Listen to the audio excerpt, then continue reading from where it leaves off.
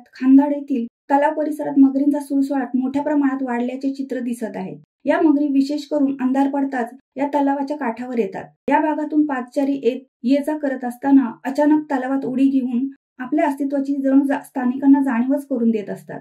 विशेष करून सायंकाळी उशिरा 8 ते 10:30च्या दरम्यान या मगरींचा सुळसुळाट विशेष दिसून येतो।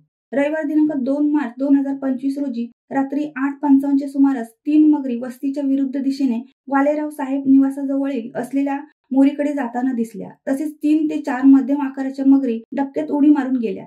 त्याचवेळी आमच्या प्रतिनिधींनाही या ठिकाणी त्यांच्या निदर्शनास आल्या। मोरीजवळ काठाच्या भागात असलेल्या चिखलात दिवसा निद्रस्त अवस्थेत या मगरी सर्रास पाहावयास मिळतात। मगरींचा रंग आणि चिखलाचा रंग जवळजवळ सारखाच असल्याने या मगरी सहसा दिसत नसल्याने त्या अचानक समोर आल्याने नागरिकांमध्ये घबराटीचे वातावरण निर्माण झाले आहे। त्याचप्रमाणे माणसांच्या बोलण्याचा आवाज ऐकताच मगरी पाण्यात उडी घेतात। याच भागातील अनेक भटके कुत्रे या ठिकाणी बसलेले असतात। रात्री 11:30च्या सुमारास काठावर तसेच रस्त्यावर मगरी फिरत असल्याचे पाहून कुत्रे भुंकू लागल्याचा आवाज सतत नागरिकांना येत असतो। गेल्या वर्षी फॉरेस्ट खात्याने या भागात तलावाच्या उत्तरेस हिरवी जाळी बांधली होती, जी आजही मजबूत स्थितीत आहे। त्यामुळे त्या भागात मगरी येण्याच्या बंद झाल्या आहेत। मात्र आता याच मगरींनी आपला मोर्चा पश्चिम भागात वळवला आहे। माणगाव नगरपंचायत तसेच फॉरेस्ट विभागाने यात लक्ष घालून या सर्व मगरींचा बंदोबस्त करण्याची नितांत गरज आहे।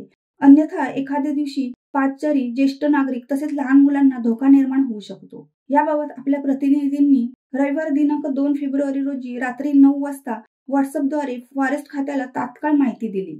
या मेसेजला दाद देत फॉरेस्ट खात्याने सकाळी भेट देणार असल्याचे सांगितले। शिवसत्ता टाइम्ससाठी नरेश पाटील, माणगाव।